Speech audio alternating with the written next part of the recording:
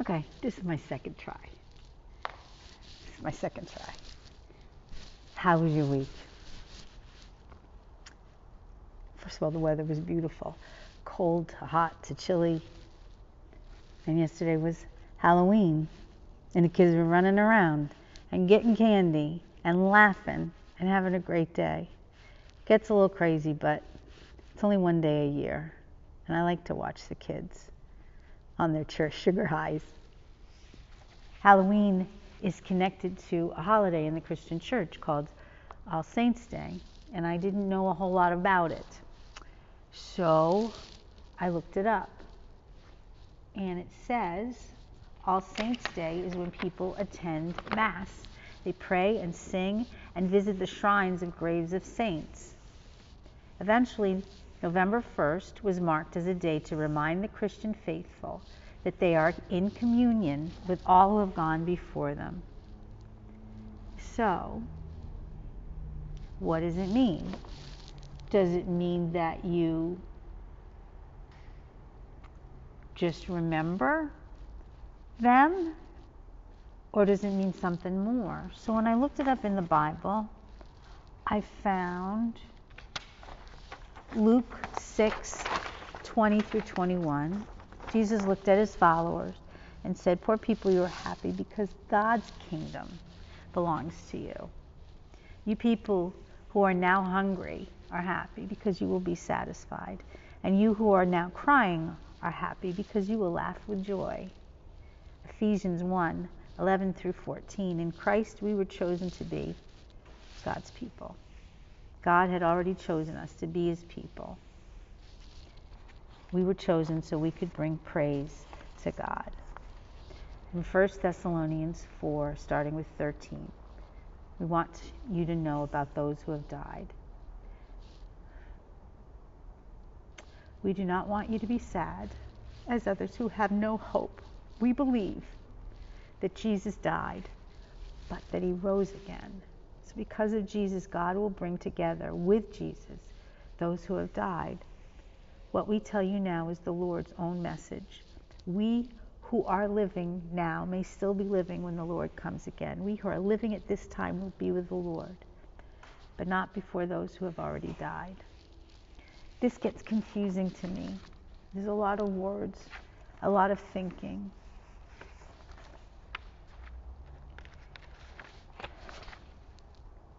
So I talked to the pastor, and he talked about it.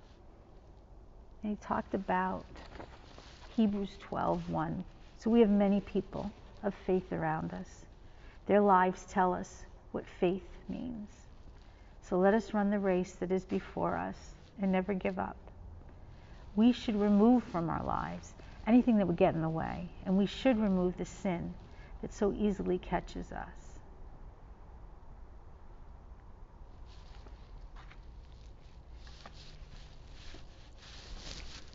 God started a world,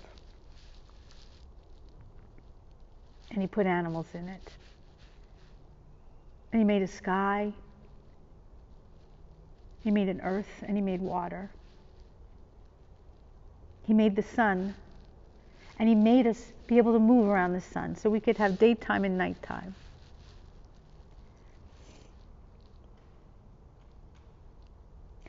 It's like he was building a house for his family.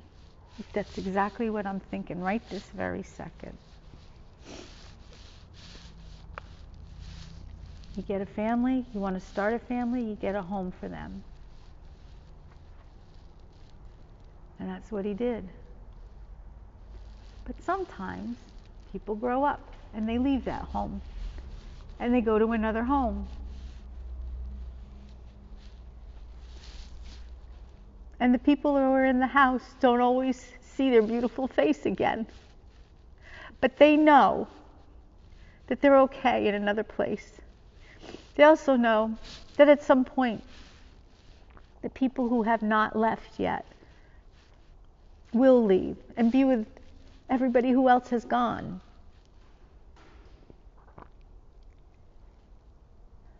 All Saints' Day is a way of connecting the people who have left us and gone to live in heaven the people who are still here living on earth, and the people who haven't been born yet, who are coming. Pastor talked about a picture in your head, cloud of witness.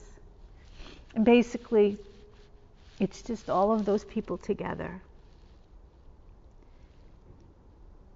And we're not all going to go up to heaven at the same time. But whether we are up in heaven, whether we are here on earth, or whether we have not been born yet, we are part of God's family. When my children moved out of my house, they did not stop being my children. When my granddaughters were born, they immediately became part of us. And even when my children got married, people that they married became my family.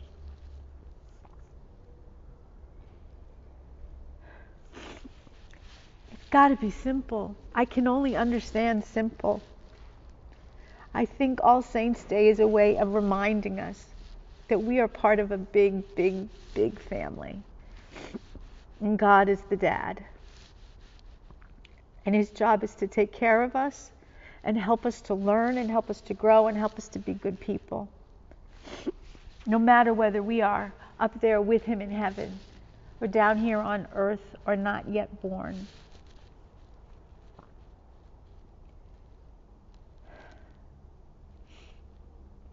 Now you know I am not a pastor. I'm just a preschool teacher. And you might hear more information, more details, or you might hear something different from your pastor. And you believe what you believe.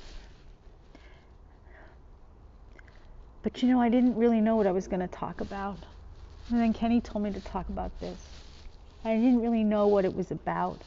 And then I got some information from the pastor and the internet and the Bible. And then I sat here and I thought, oh my goodness, it's a family. We're a family. It's no different from the family that we are in here together. So this Sunday, or today, or tomorrow, whether you go to church or you don't, or you go to a different place to praise, you can think about the people that have gone on, the people that we love, that are still in our family, but living in a different place. And you know that we're still together. We're still connected. You know, it's hard to understand what you don't see or feel or hear. But when you see the information, when you hear the explanation in different places from different people, maybe there can be a little bit more faith that we still are part of God's world, and so is the people that we love that live in heaven.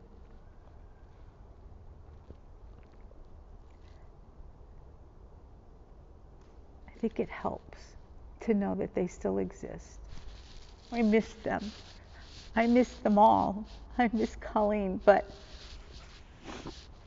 if she's part of God's family, then she knows what's going on. And she was with us yesterday when Scarlett was running around trick-or-treating.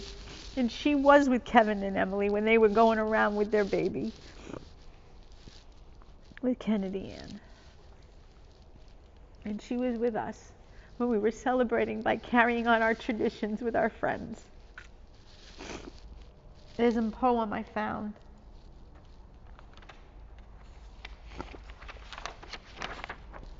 Prayer on All Saints' Day by Malcolm Cowley.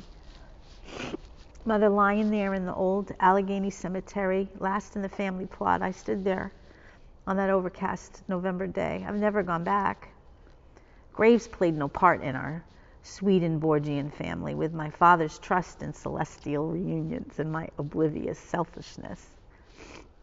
Now, after 38 years, I go back in spirit. I kneel at the gravesite.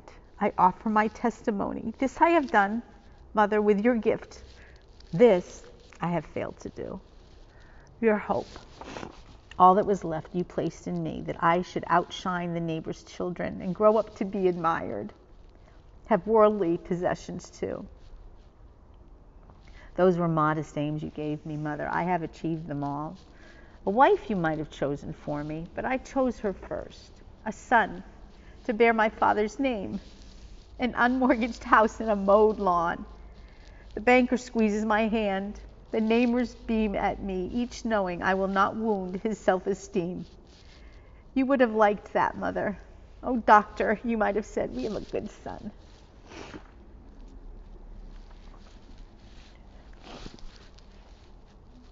They care. They're here. They're part of us. They have their place within our family. We have our own place within this family. And all those babies that are coming, they have a place in this family. So on the Sunday, if you go to church and they start remembering, then you just take comfort that because we are doing this, we know they still exist. They're still out there. They're still with us, and they always will be. My grandparents, Kenny's parents, our best friend, my uncle, our other best friend, and Carl, and all those that I'm not mentioning, all the people that you love, they're still with us. They're still part of us. They're still in this family. Just keep remembering that. And enjoy this fall day. I love you. I miss you a lot. But we'll be together soon. You have a good week. Love you.